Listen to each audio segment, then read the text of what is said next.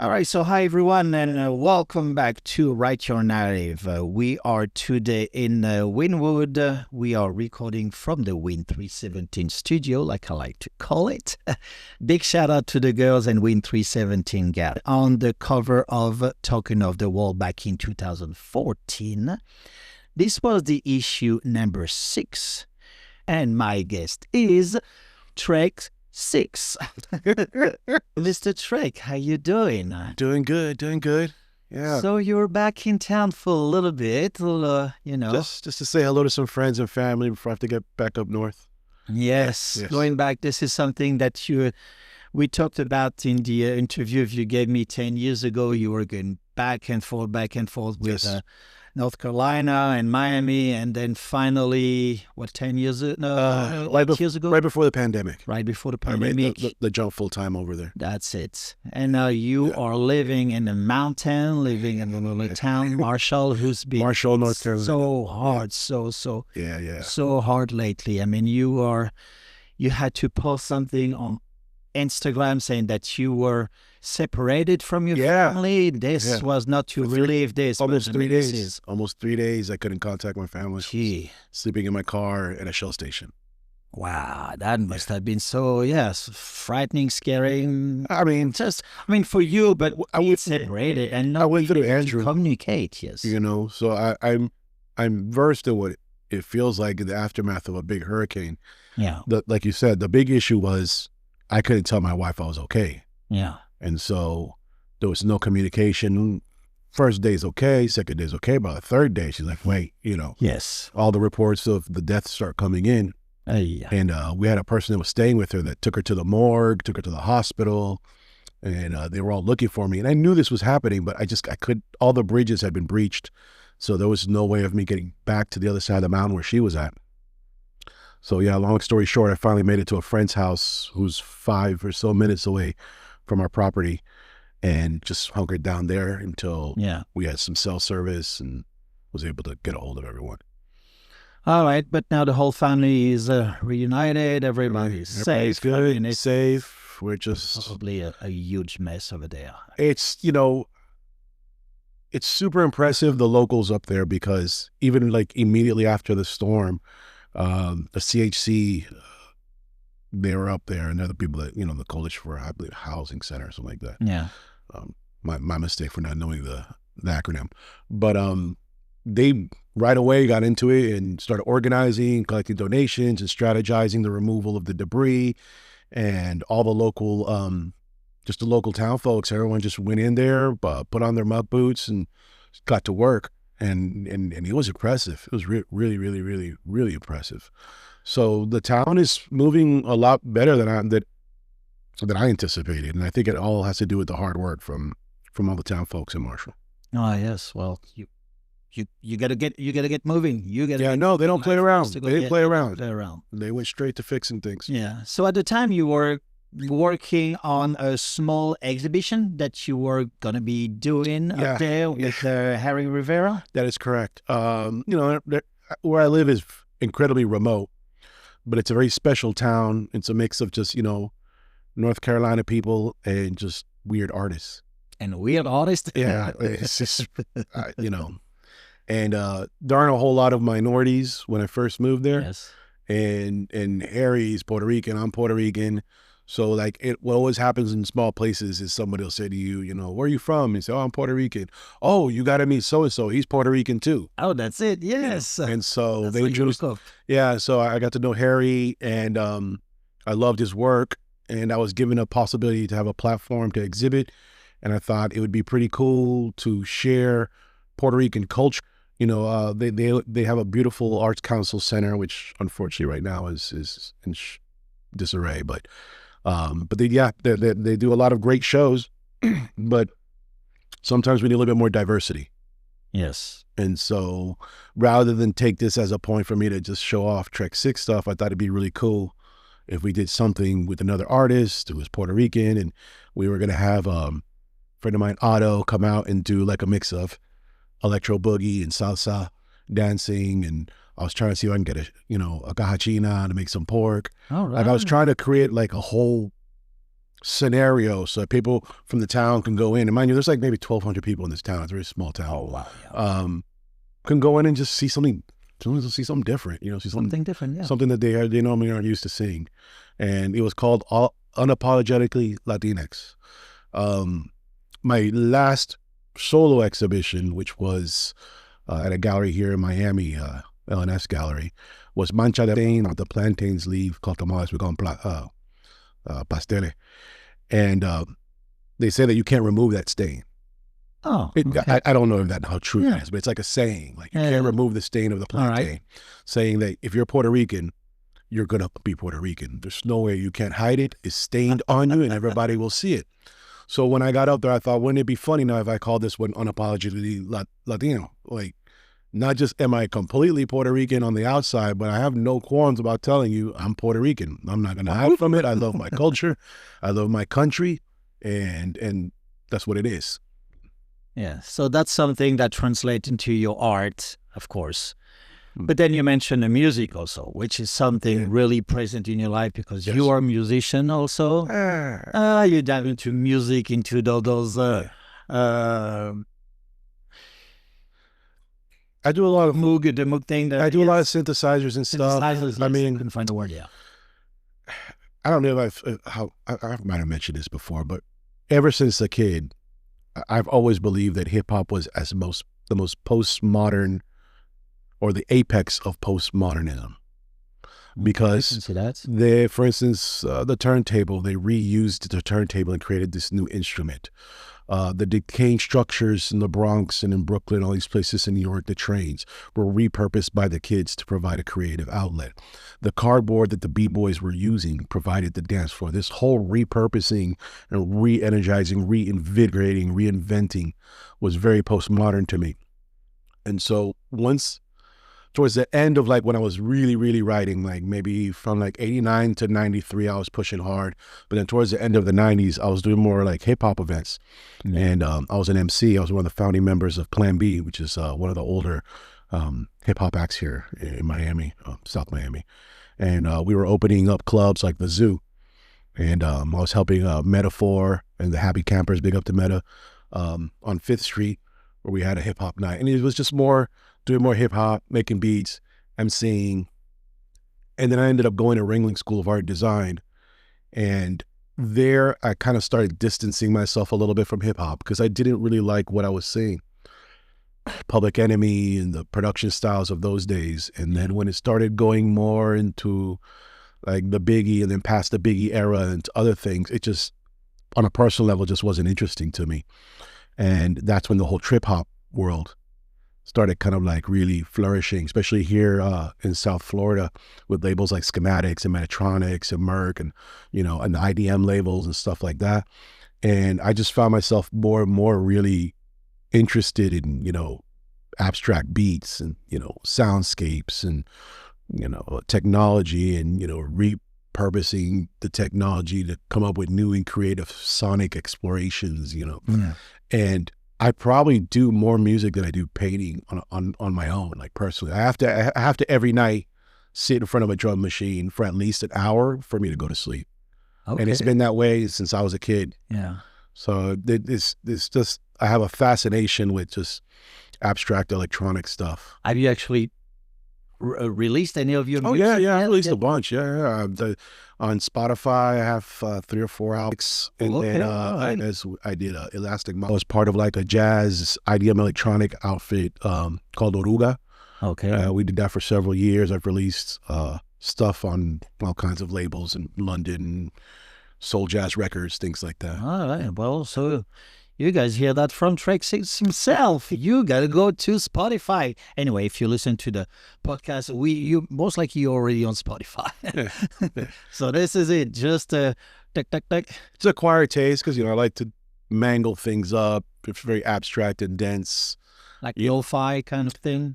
Somewhat. Somehow. Yeah. It's creative, and I would say very, you have to lean yourself into listening to the music, like really listening to sound. It's not something you would put on to cook, or to hang out with friends, or even just, I like to listen to it in the car, but it might be too much for some people. So Lots of yeah. Okay. lots of weird cacophonic things happening. Oh, okay. Yeah.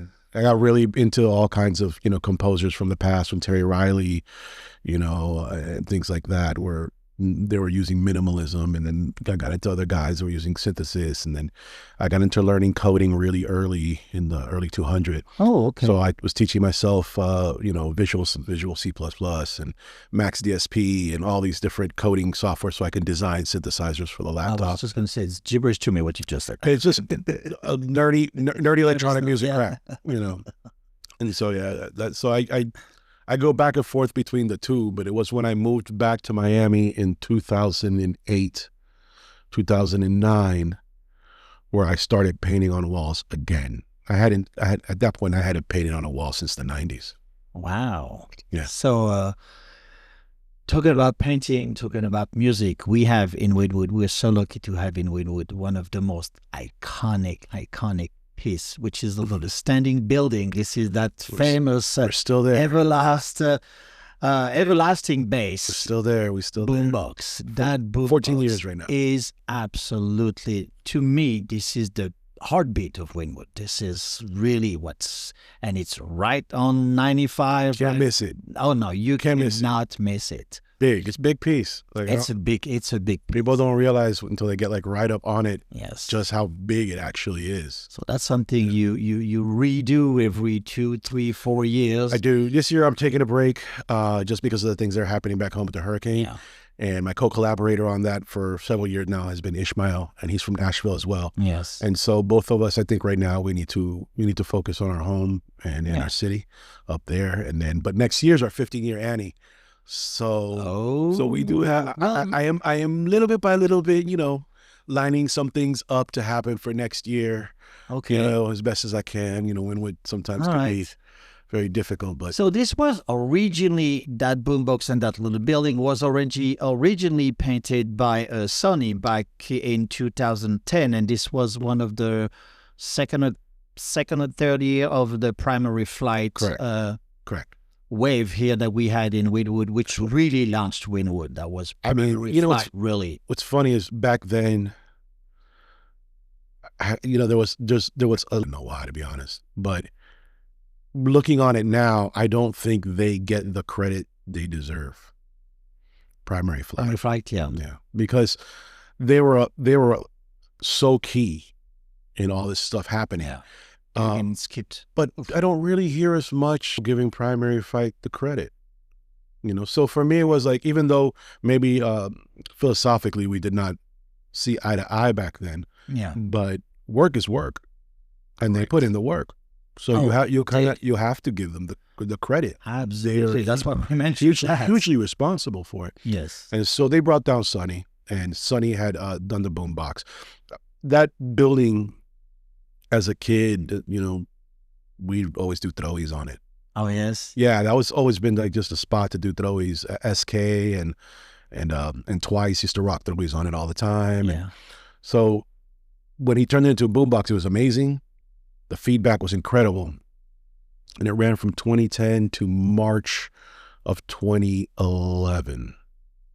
No, till the next Basel, 2011. Because I remember I was painting where the Love is a mural went. I was painting that wall with Rymix and Celso Gonzalez when it got gone over, when Sonny's got gone over. Mm-hmm. And what was interesting is it was gone over by some real Florida OGs. Yeah. Like, these guys actually were legitimately putting up to Airborne, Chilsky. First of all, they put a huge corporate logos on the top. Ooh. And I think Chaos, who was the one that was orchestrating the mural, he had a paint company. Yes. And so he wanted to advertise his paint company as a body paint or something like that. And he had gotten a sponsor from Bayer. So the first top half of the mural was just corporate logos, and then all the pieces for like half down. Yeah. And if anybody's been to Wynwood, you know that when you do that, you're just inviting other people right over. Yes. So by March of 2012, it was pretty much just a hot mess. Yeah.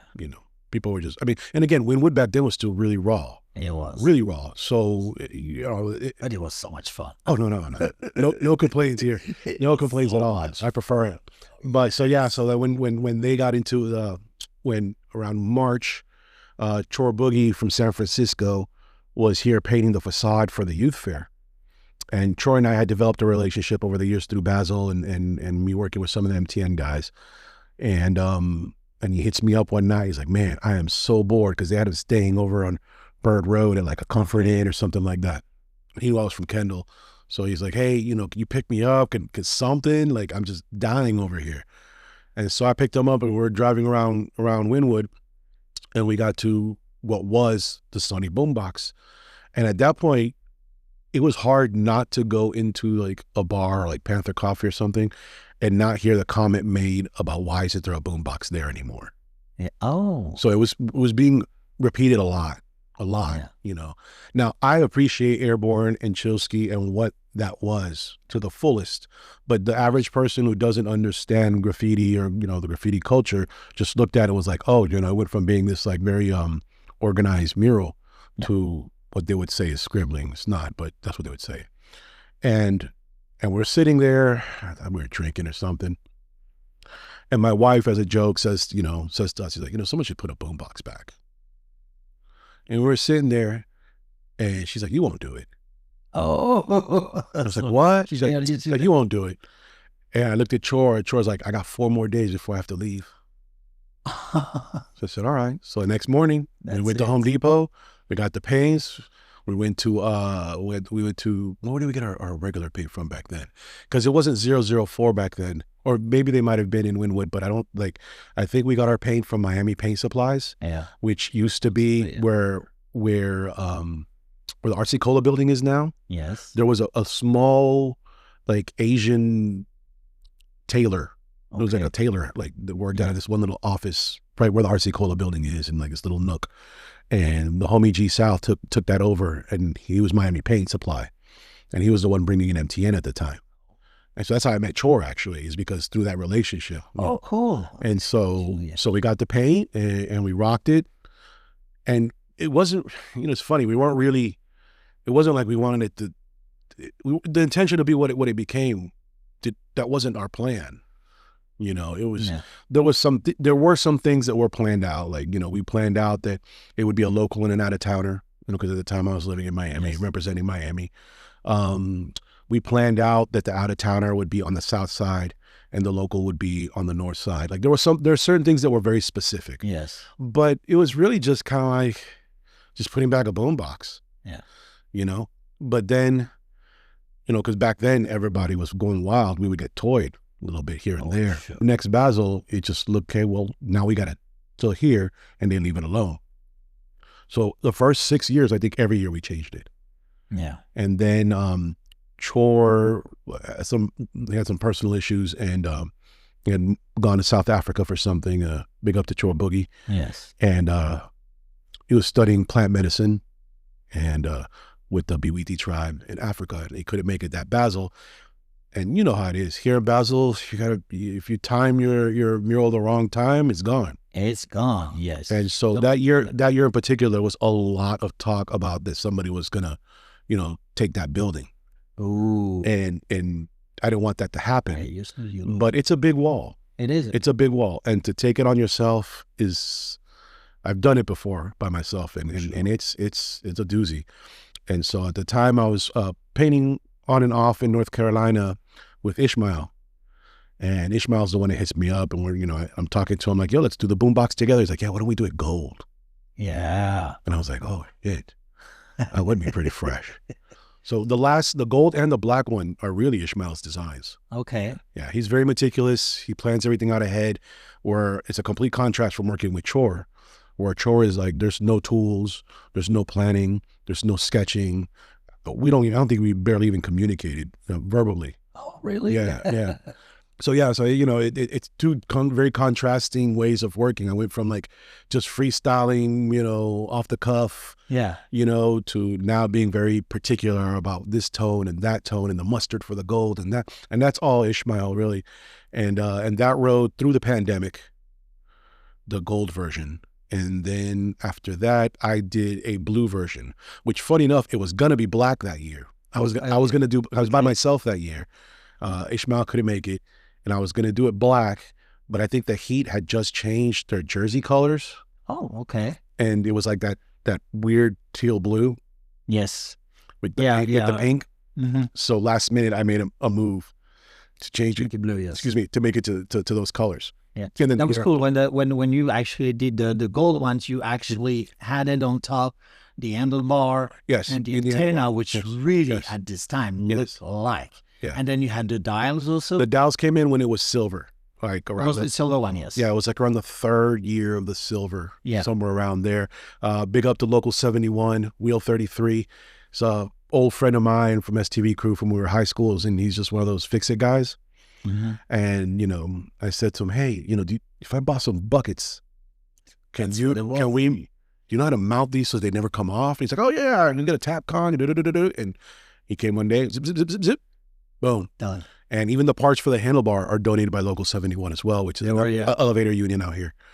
Yeah. Yeah, no, I mean, the look of that boombox, it's just so iconic. So behind it, the background was so dope. No, it was, it's funny, and I'm, it's not to brag, but it needs to be said. For almost a decade, I had that whole entire block. Yeah. There was, and by I mean I and my co-collaborators in my projects, but because there was the boombox. Behind the boombox was Loveism. On the other side of that building, I had originally acquired it, but then I passed it to Chor for the Heineken Mural Fest. So Chor had it.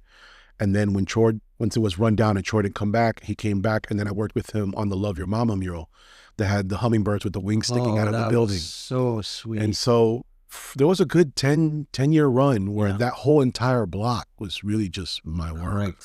And in a neighborhood like Wynwood, where things were rapidly changing and corporate dollars were starting to come in and all these things, it's one of the few things where I say to myself, like, damn, that was an achievement, to hold that down for so long. It is. In Wynwood, it's not a lot of people, have had the blessings to be able to do that. So thank you, Miami.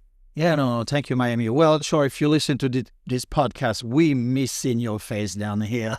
He's going back next year. I got plans. I got plans for next year. It's just this year the hurricane threw a big curveball, and part of the reason I moved to North Carolina is family first.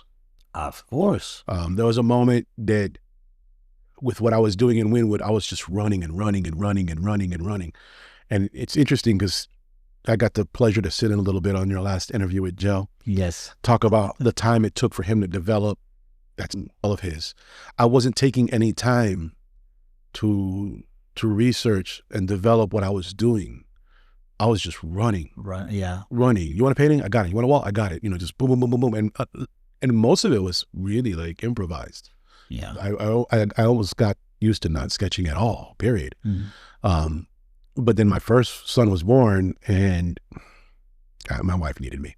Yeah. And it was causing way too much animosity to push forward with, the movement and speed of things in Wynwood and still like be there for my kid and my wife. And so, family first. Family first. Oh, tell me about it. It's something with me and the 2 boys. I mean, this is it. This is it. Kids first, family first.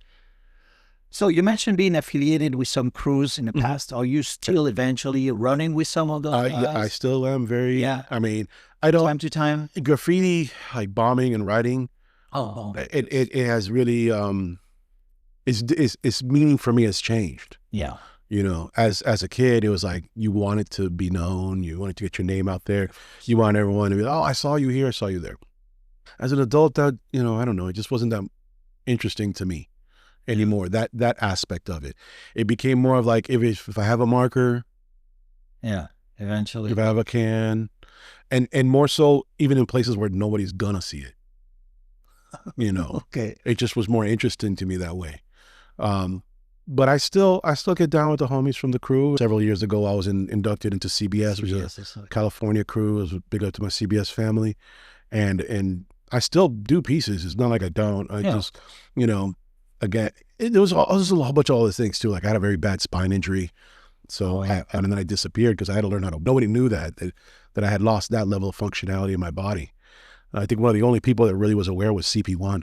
Okay. Because there was a couple of gigs that I couldn't even hold the spray can. Oh, like my arm would literally not hold it. And I had to call him a couple of times and, hey, I need to just finish this outline because I'm incapable right now. And so, some of those things kind of like threw monkey wrenches in the trajectory a little bit. It does. But now you're feeling good. I feel great. I'm starting to little bit by little bit paint again, get some of the roughs off. But I think my purpose for things is very different. I right now it's more like I'm trying to just do things that I love and not just do things because I want to be part of things or scene or whatever that is. Life goes on. Yeah. I mean, but definitely you've been in the Miami art scene for so long. You wrote a little bit of that Miami history, of that Miami narrative, which is the reason why you're in the podcast. And then, like I mentioned a couple of times, the reason why I started this podcast is because you were on the cover of the magazine in 2014. And then 10 years later, it's like, where are they now? Okay, what happened to you? What have you done? And as an artist and as a person, we evolve. We just go different directions. You live your life. Also, I have artist ADD. Artist ADD. So I had this conversation with Troy many years ago and a couple of other collectors and galleries, and they always tell me like, no, but you got to find that one style and just keep doing it. Yeah. And keep doing it and refining it and doing it. But I can't think that way. Like, I don't know. And so I came to the conclusion that the quality of the work suffers when I try to put myself to do work in that mode. Okay. Because I just don't think, okay, I'm just going to do the fractal style from now on. Yeah. Or I'm just going to do the sound wave styles or just hummingbirds. Like I get bored. You get bored, yes. And so I have to shift gears. And sometimes that shift is quite drastic. So you'll see some of the the more abstract stuff that I do, okay, versus portraits. And the portraits can sometimes vary in aesthetic. And it's just because I can't just stay in one place, and just repeat the same thing over and over and over. It's not I don't look at other people badly for it. I just personally, my brain isn't wired that way, which I think is tough for collectors and galleries. They don't like that very much. Yeah. They want to see the repeated thing over, and I get it. It's not that I don't understand why. I totally get why. Especially for the collectors, yes. Yeah, but tend to. I just don't. My brain doesn't work that way. So what am I gonna do? Oh well. So just gonna have to do it. Collectors. Well, no, not I'm like that, but I always come back. So I might rock one thing for a little while, and then go do something else, and then it comes back to that style, and then I'll do some more for that style. And I feel that every time I pull away from one aesthetic to work on another, I'm developing another tool that I can then bring back to that other aesthetic and enhance it. So rather than just sitting and working the same one all the time, I work several different, aesthetics at a time and let them all kind of like influence what techniques and stuff I use down the line. But then it looks fresh again. I think so. It feels fresh to me. Yeah, when you go back to something old, you make something fresh. Yeah. So that tends to be more of the way that my creative entity flows than the repeated, concept over and over. All right. Well, TREK, thank you so much for that little time that we spent together. I'm sure we could record easily a second episode of that podcast. Yeah.